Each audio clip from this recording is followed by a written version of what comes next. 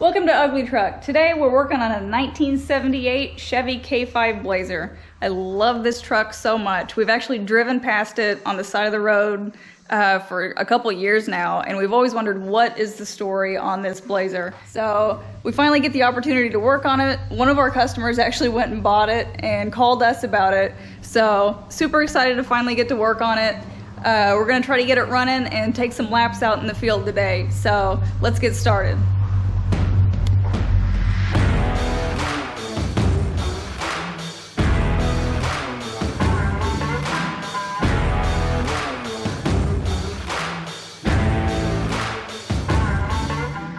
Alright, so like she said, this thing sat for 5 or 6 years without running, so it's our job to try and get this thing going. We're gonna first we're gonna see if it turns over okay. The other day when it showed up, I put 3 quarts of oil in it. It didn't register on the dipstick, so I added oil to it, and we're gonna do the quickest path possible towards seeing if the motor will run and see how it sounds. The main thing is I'm gonna get rid of the fuel going to it. If there's fuel in the lines and it does start pumping fuel up there, we don't want to pump a bunch of junky fuel up into the carburetor. So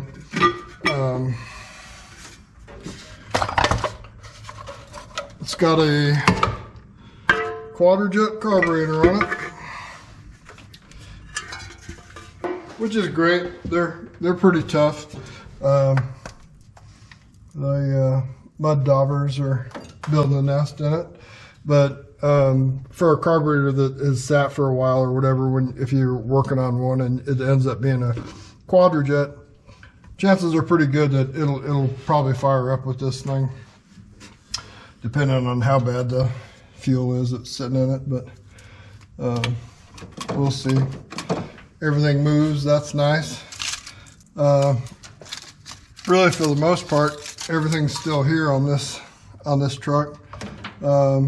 Mice haven't gotten to the wires yet. It's got a HEI ignition in it, so chances are pretty good that it'll have spark.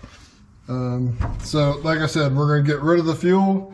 I'll probably disconnect the fuel line going to the carburetor, and then we'll probably just squirt some gas down the carburetor and turn it over and see if it fires up.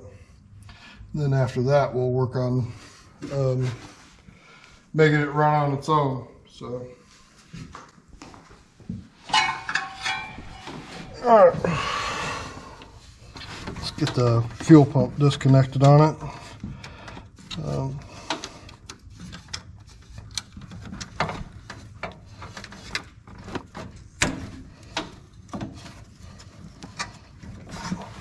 It had fuel in it.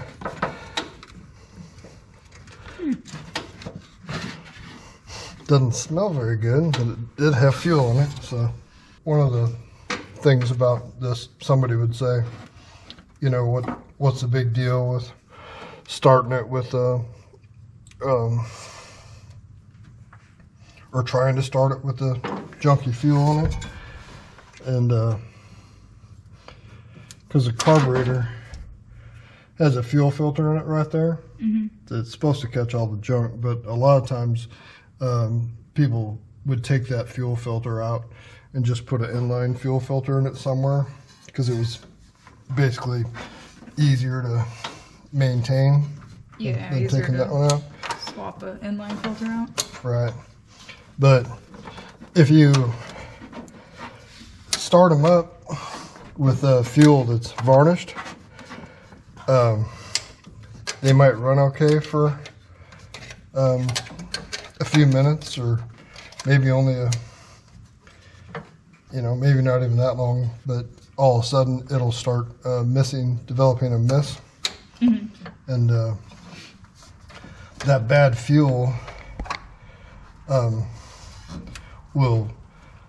it varnishes real quick on the intake valves, and it'll make an intake valve stick open, and you'll develop a mist because of it.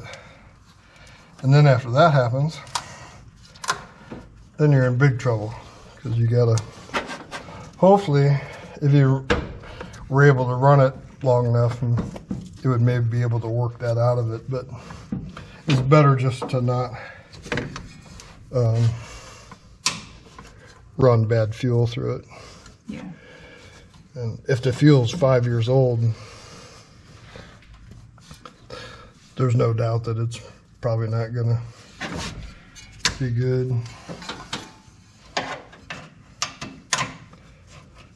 Also, the other problem with these old fuel lines, these fuel lines back in the 70s and 80s, they weren't designed to handle ethanol.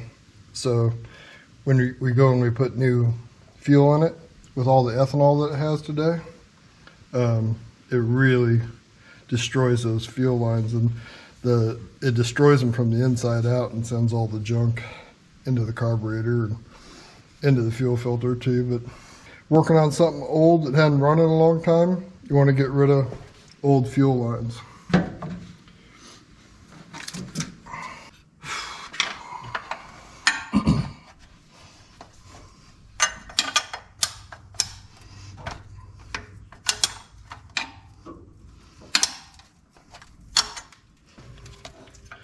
These things used to, like every time you'd replace the filter on them, somebody would over tighten it or whatever, but then the gasket between the filter housing and the carburetor, it'd be a leak right there, just a real tiny leak that was real hard to fix. And you were doing like a simple, like just a tune-up, and had to replace the fuel filter, and then it'd end up being a nightmare because you had to fight with trying to get that fuel filter housing to stop leaking between it and the carburetor.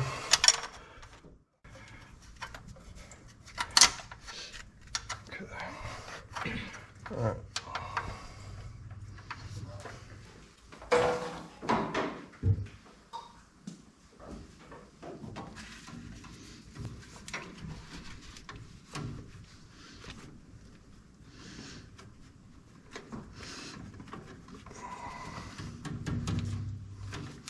I know there's not going to be a ton of fuel in there, but I'd rather have it end up on the shop floor versus up here where there might be a spark. So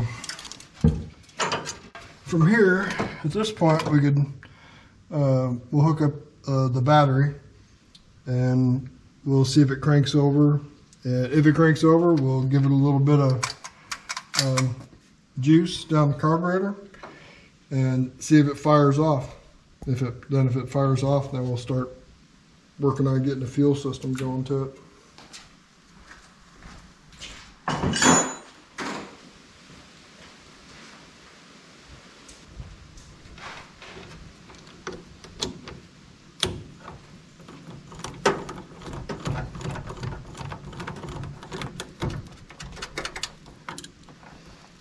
Okie doke.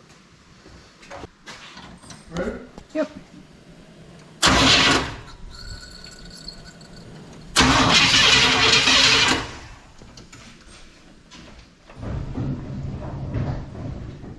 It did squirt some gas out of the fuel pump.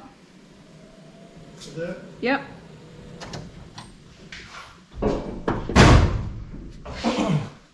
The fuel tank says it's got a half a tank, so I hope that's not true. Okay. Down some more gas cans.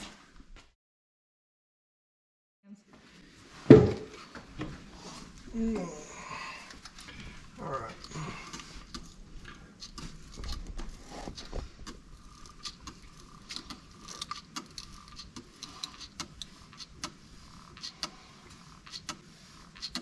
This hole right here on a quadrajet, that'll fill up its bowl. So you're basically filling the carburetor up. So if it will run on its own, it'll have enough in the bowl to keep it going. But I'm not give it a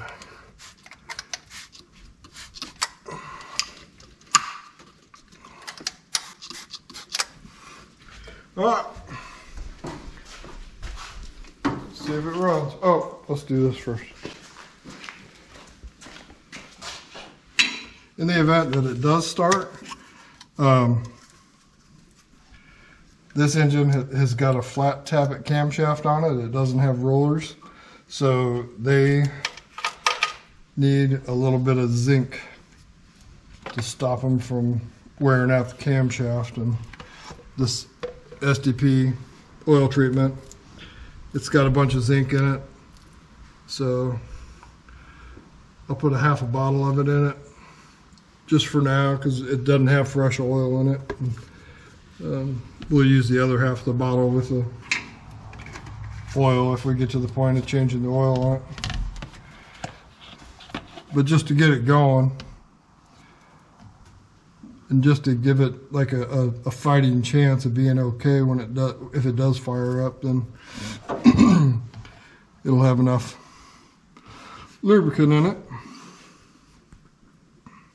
So if you have an engine, an older car, and you're running just off-the-shelf motor oil in it, like 530, it probably won't have zinc in it, and you need to add some to it. On this, if we end up changing the oil on this thing, we'll put Rotella diesel engine oil in it. And diesel, the older diesel oil, like the T4 Rotella, it has zinc in it, and it doesn't have a ton of it in it, so I'll still even add a little bit of that to it, but that'll give the camshaft all the lubrication it needs.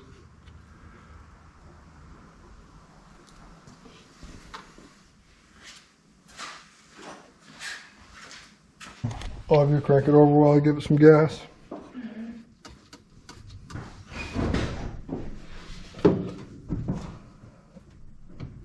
Ready? Yep.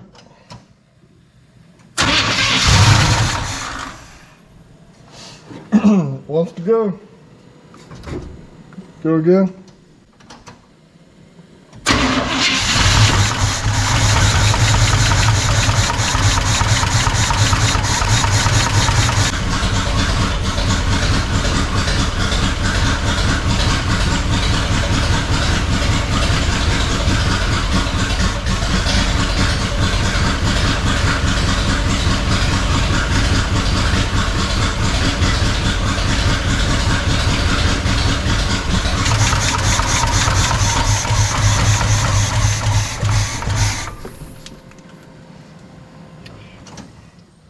All right, let's try it again.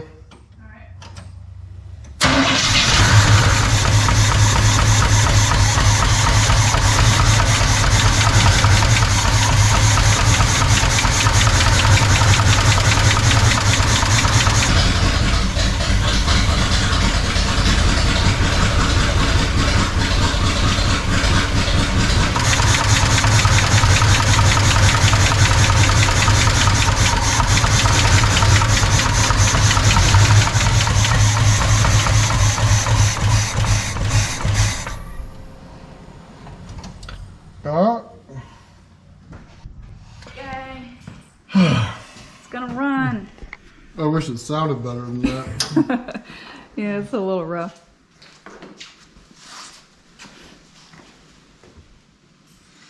Okay, it's got a really, it doesn't have a good knock in it. It does not sound great, so I wouldn't condemn it at that point yet though. So at this point we're gonna get some water in it and get some fuel going to it so we can see if we can get it to run on its own. So I noticed the lower radiator hose down here is blown off of it. So I'm gonna guess that it's probably, I hope it's because the clamp just came loose and it blew off of it. So we'll get that hooked back up, see if we can't get it to run on its own. You want to come here?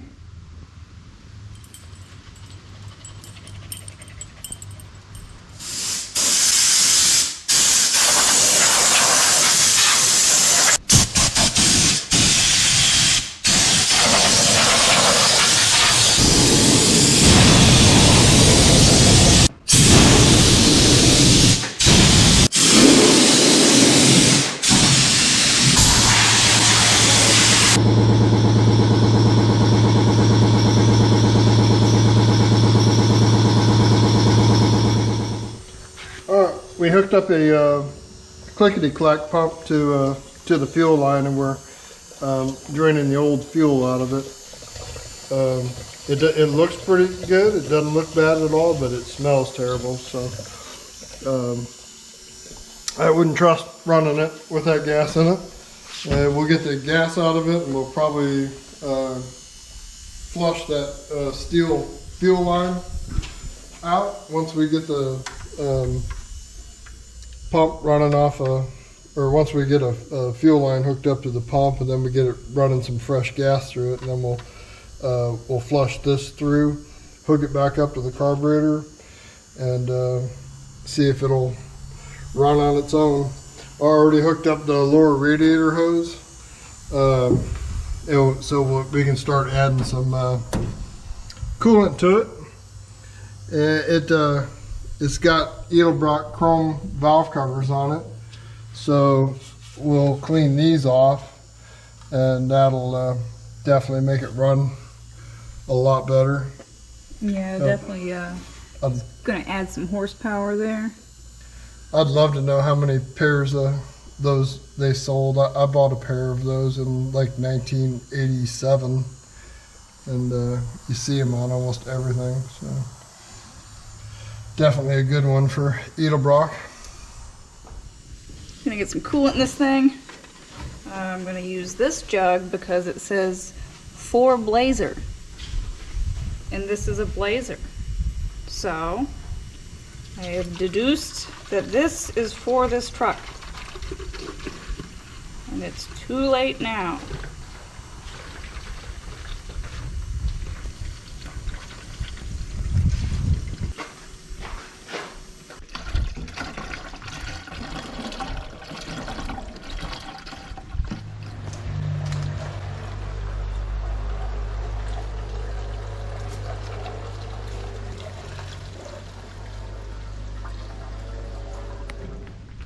I'm going to put a inline fuel filter on it right before the fuel pump. They have a little mark on them, it says in, so it's an inlet, outlet. Make sure you get those right. So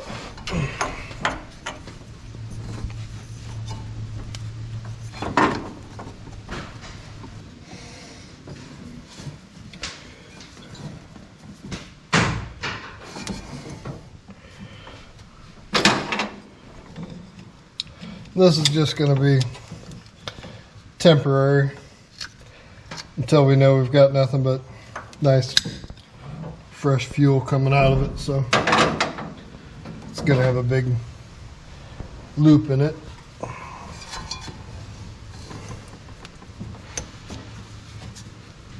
Otherwise it'll kink. Otherwise it'll have a kink in it.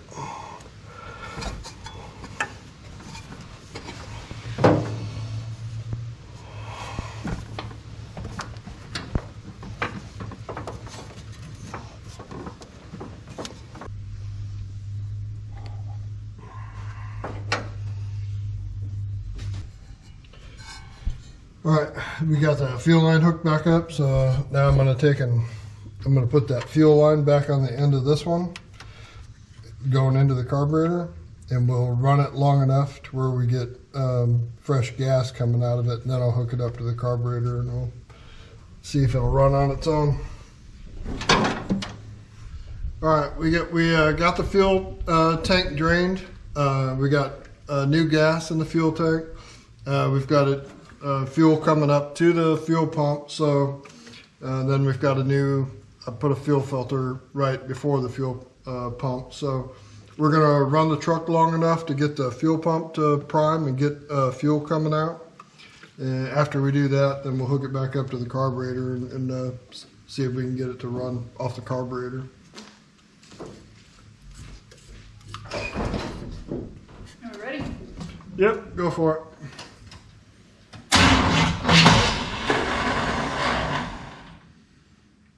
Good.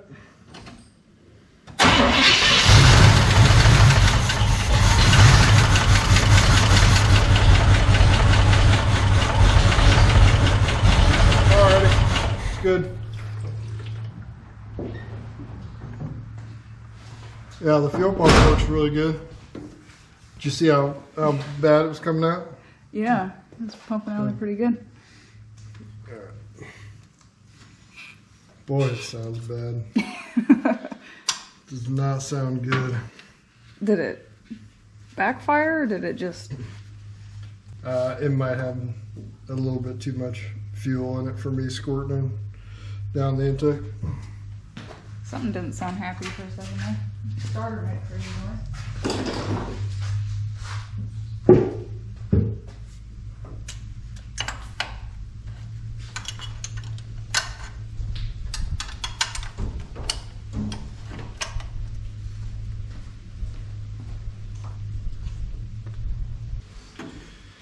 Alright, so let's see if we can get it to go off the carburetor now. We'll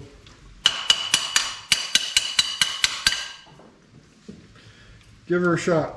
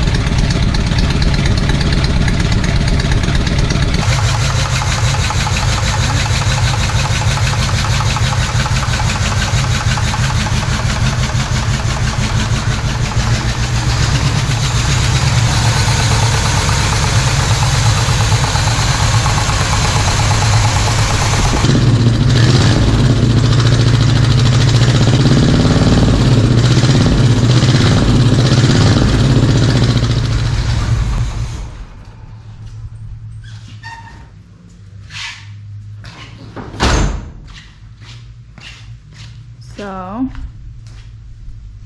other than all the terrible noises it makes, what do you think? It runs, but it does not run good. So We're halfway there. it's 4-cylinder 350 right now. It's doing its best. Yeah. And I put it in gear and it doesn't move. So we gotta add some transmission fluid to it, I'm sure, and see if it moves. So.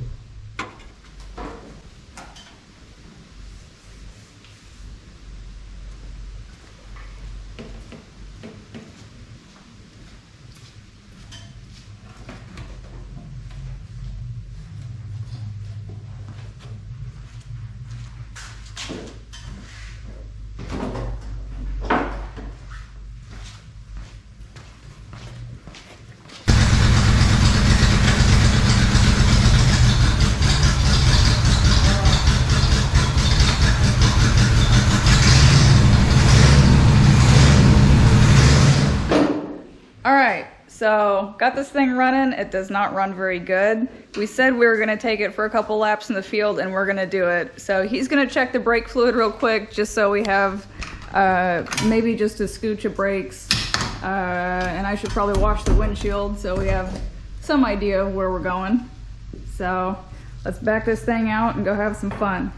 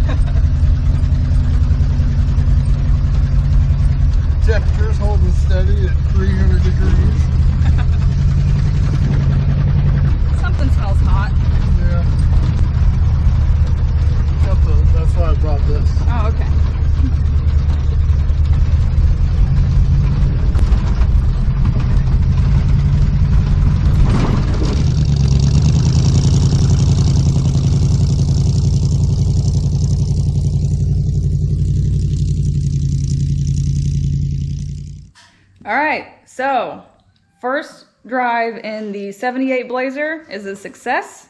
Nobody died, nothing's on fire, and the engine's not making any worse noises than when we started. So, sweet. You have anything you want to say? Well, now that we've got this Chilton's manual, we can probably get rid of our all data subscription. And speaking of subscriptions, why don't you hit the subscribe button and ring the bell? We would really appreciate it. Thank you for watching our videos. We'll catch you guys next time.